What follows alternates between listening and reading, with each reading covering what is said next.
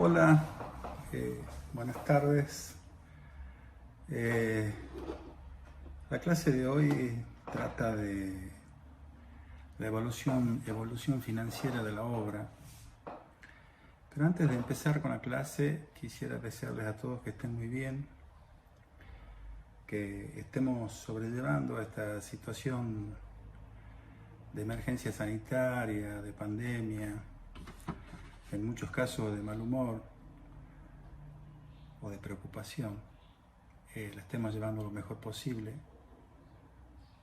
Desde acá nosotros estamos intentando hacer nuestro mejor esfuerzo para que ustedes puedan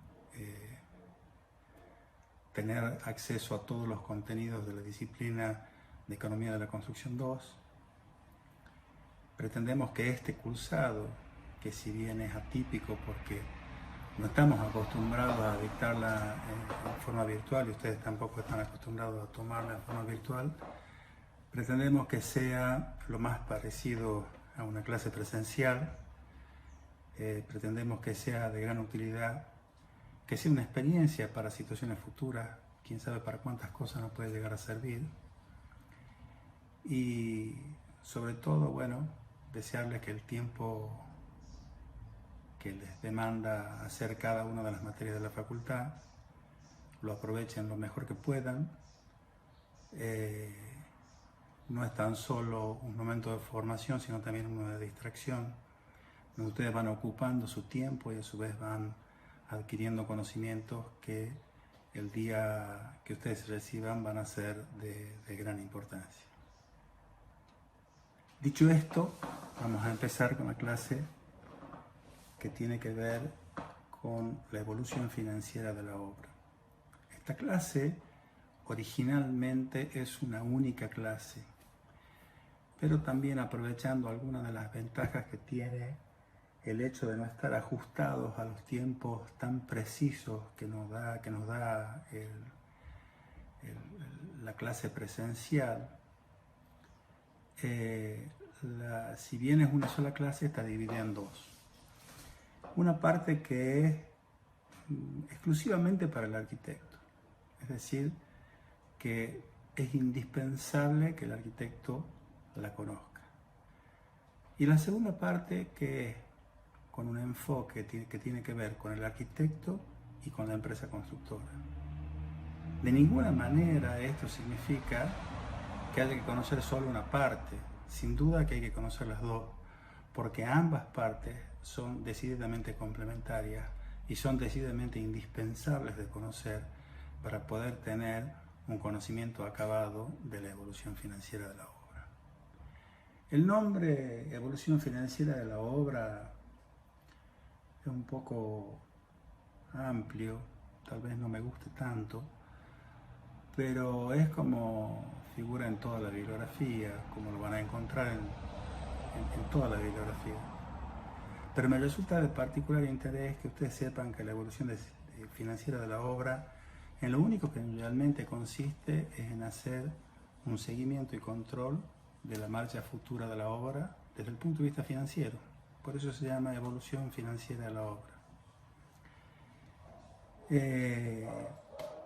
Nosotros con esto hacemos un análisis del comportamiento económico, de cómo es la obra, y por primera vez vamos a poder entender acabadamente de qué manera el presupuesto de una obra, la programación de una obra y la evolución financiera de la obra son un único mecanismo, son tres engranajes que están perfectamente aceitados, que deben estar perfectamente aceitados para que sea posible que ustedes puedan tener un control acabado de la marcha futura de la obra.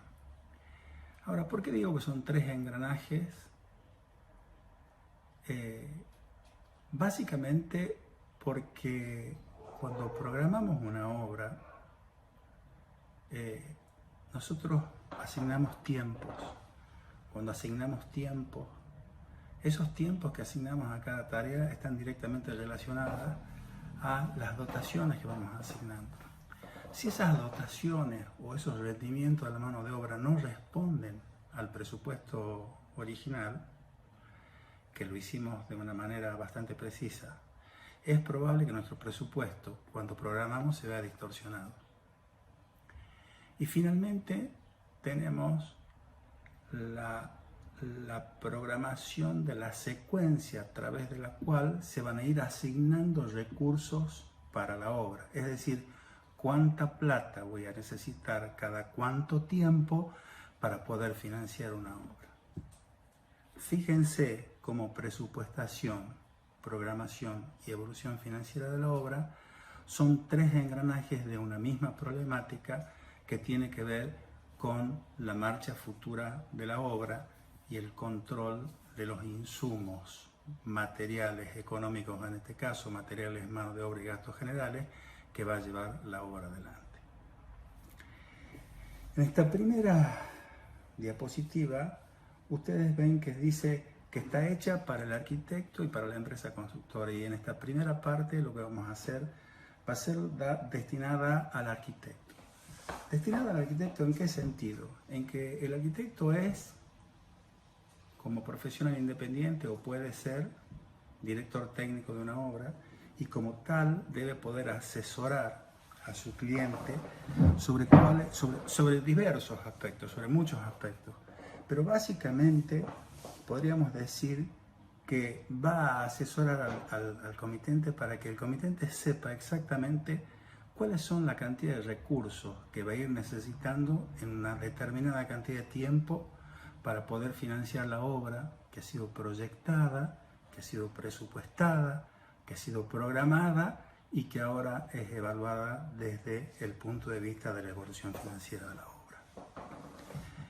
En definitiva, esta herramienta que nos va a servir como seguimiento y control de la obra nos va a permitir conocer cuánto dinero voy a necesitar, en qué momento, de acuerdo a un programa. Porque todo lo que vamos a ver en esta primera instancia, como curva de inversiones o curva de costos, tiene que ver con la disponibilidad que el comitente, de recursos que el comitente va a tener que ir brindando a la obra para poder financiar. Si nosotros recreamos lo que llamamos la línea temporal, o sea, esa sucesión de hechos que van a ir sucediendo desde que el comitente encomienda la obra a un profesional hasta que la obra está terminada, nosotros podemos encontrar que tenemos una primera etapa, en una síntesis muy apretada, una primera etapa que es el proyecto arquitectónico, una segunda etapa que es el proceso productivo y una tercera etapa donde está la obra construida.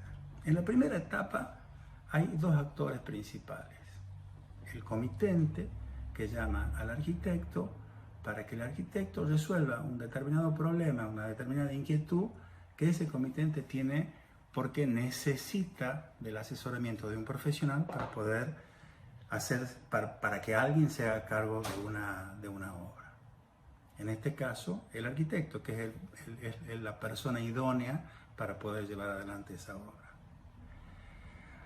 O sea que en esa primera instancia, donde se genera la documentación técnica de la obra, es el comitente y el arquitecto, son los dos actores principales de la obra. Etapa 1, dos actores: comitente, arquitecto. El arquitecto se encarga de generar ese proyecto y toda la documentación técnica, gráfica y escrita que sea necesaria para definirla. Y dentro de esa documentación va a generar un presupuesto. En la segunda etapa, que es la etapa del proceso productivo, de la obra propiamente dicha, como la llamamos nosotros, en esa etapa va a aparecer un tercer personaje, que es la empresa constructora o contratista. Esa empresa constructora o contratista es el que va a complementar al arquitecto y al comitente para que efectivamente pueda materializar la obra que estamos analizando. Finalmente, la obra construida va a terminar con su habilitación y puesta en marcha, como debe ser, con todos los aspectos que incluyen la habilitación propiamente dicha de una obra, medidores, conexiones definitivas, manuales de uso, bueno, y todo lo que haga a la puesta en marcha en la obra, que eventualmente también puede llevar algunos gastos adicionales a lo que es el presupuesto completo de la obra. Si bien no son significativos o no debieran ser significativos, pueden llevar algunos gastos al final de las obras con la obra construida. Bueno, entonces nosotros entendemos que ahora en esa segunda etapa donde aparece el contratista como el tercer actor de la generación de esta obra, ahí ese es el periodo donde tenemos el financiamiento. Ese financiamiento que tenemos es el que tiene que otorgar el comitente a la obra, en este caso al contratista a través del arquitecto, para que la obra pueda llevarse a cabo. Ahora bien, el proceso financiero dentro de lo que es la evolución financiera de la obra, ese proceso financiero de la construcción va a tener en cuenta tres aspectos fundamentales. Los sistemas de contratación o sistemas técnicos legales de ejecución de obras, que son aquellos mediante los cuales el comitente va a contratar a la empresa constructora o contratista para que le haga la obra. ¿Por qué? Porque cada uno de esos sistemas va a tener modalidades diferentes, incluso podría acceder a modalidades de pago que también sean diferentes. O sea que los recursos que se van a asignar a la obra también se van a hacer de una manera que sea absolutamente diferente. Vamos a tener liquidación y certificación de los trabajos, vamos a tener aunque sea una rendición de cuentas en el caso de una obra por administración, o vamos a tener una certificación en el caso de una obra por ajuste alzado o unidad de medida, o vamos a tener otra rendición de cuentas en el caso de una obra por costa y costa. Lo cierto es que siempre hay algún mecanismo de control que tiene la empresa constructora a través del arquitecto, o que tiene el arquitecto en caso de ser él el administrador de la obra. Finalmente, por supuesto, la evolución financiera de la obra es la que nos da las herramientas para que esto sea posible. Los actores intervinientes dijimos que eran tres: el comitente, el arquitecto y la empresa constructora. La empresa constructora a su vez tiene inserto dentro de sí mismo un representante técnico que puede o no ser el mismo propietario de la obra. Ese representante técnico también puede ser otro arquitecto que está a cargo de la obra representando a la empresa constructora, mientras hay otro arquitecto, el que generó el proyecto y la dirección técnica, o por lo menos al que se está haciendo cargo de la dirección técnica, que está tomando la responsabilidad de defender los intereses del comitente. O sea que hay un intercambio permanente entre estos tres actores que están interviniendo, como pueden ver en la gráfica. El arquitecto director técnico de la obra, va a ser quien esté permanentemente velando por los controles de calidad y los controles económicos a los fines de que la obra arribe a buen fin, de acuerdo a la documentación que originalmente ha sido formulada para ese fin. El comitente obviamente está apoyado en este profesional arquitecto, que es quien lo va a estar asesorando en forma permanente en cada uno de los pasos que dé, porque para eso es justamente el profesional idóneo, con el objeto de llevar adelante profesionalmente la obra. Bien, ahora podríamos decir cuáles son los objetivos de la evolución financiera de la obra. Primero, es una herramienta para el seguimiento y control y para la conducción financiera de la obra. Por otro lado, hay una cosa que es muy importante, que es conocer el comportamiento macroeconómico para saber si nuestra obra es viable o no. Es decir, es tan importante un análisis de la evolución financiera que si no conocemos la macroeconomía y lo que nos va dictando la macroeconomía, es muy difícil que nosotros podamos tomar decisiones acertadas desde el punto de vista económico. Fíjense lo que está pasando ahora, una economía prácticamente detenida, y sin embargo uno debería ir en una situación absolutamente atípica, uno debería tener la formación suficiente para asesorarlo a su comitente con el objeto de que pueda gastar bien esa cantidad enorme de recursos y que tal vez costaron el esfuerzo de toda su vida para poder invertirlos en una obra. Entonces, todo lo que sea macroeconómico tiene que ver con las decisiones que se van tomando. ¿Por qué? Porque van a ser más acertadas en tanto y en cuanto podamos analizar distintos aspectos. ¿Qué tasa de interés tenemos? Si tenemos o no préstamos disponibles.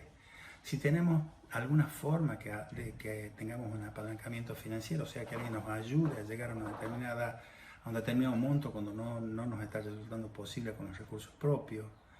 Es decir, hay muchos aspectos que hacen a la decisión del profesional y del comitente que tienen que ver con esa situación macroeconómica y obviamente tenemos que conocerla acabadamente.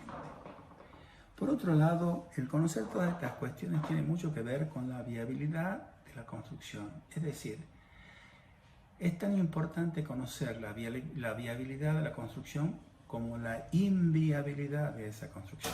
¿A qué me refiero?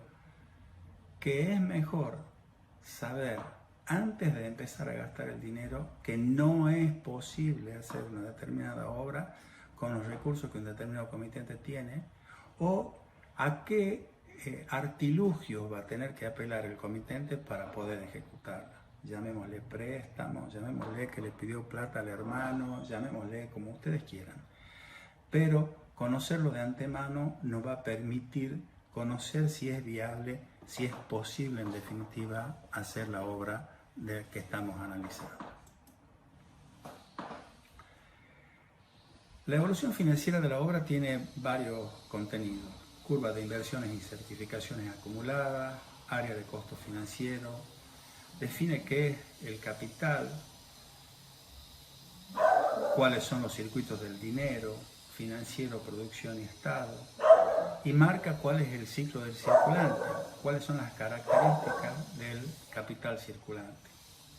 Es decir, capital circulante que es el dinero en efectivo. Pero en esta primera parte de la clase, donde vamos a ver solamente su utilidad a los fines del arquitecto, lo que vamos a hacer es ver las curvas de inversiones, o sea, las de costos, que son las que nos van a permitir saber de qué manera ir previendo los recursos que van a ser necesarios gastar para cada una de las etapas que se van a realizar en la obra.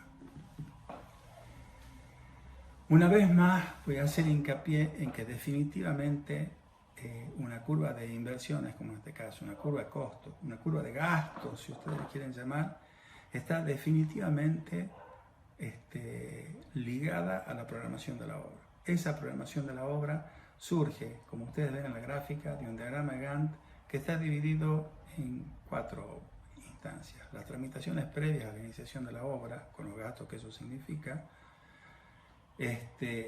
habilitaciones, permisos de construcción, bueno, ustedes lo han visto hasta el cansancio mientras han hecho programación de obra, movimiento de maquinaria y equipo, etc.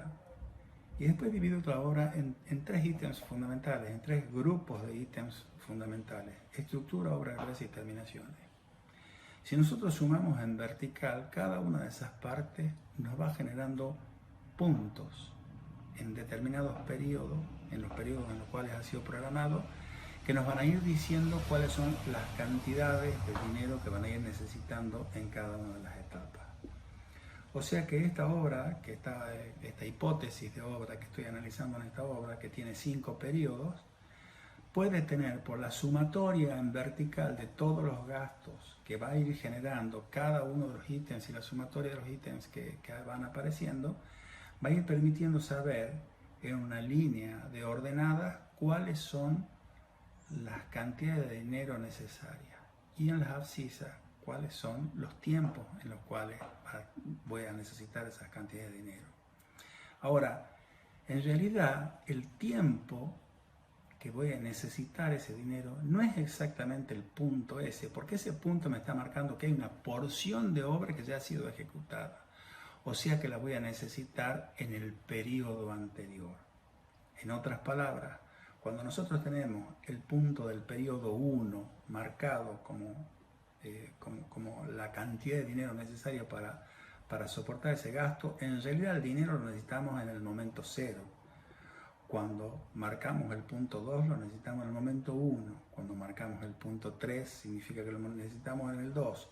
Cuando marcamos el punto 4 significa que lo necesitamos en el 3 y así sucesivamente. Porque siempre está previendo el gasto para poder hacer lo que después va a terminar siendo esa curva de inversiones. La curva de inversiones lo que marca son las tareas terminadas. Lo que tengo que tener son los recursos para poder financiar para que esas tareas se hagan. De esa manera y uniendo esos puntos, nosotros vamos a encontrar una curva de inversiones acumuladas.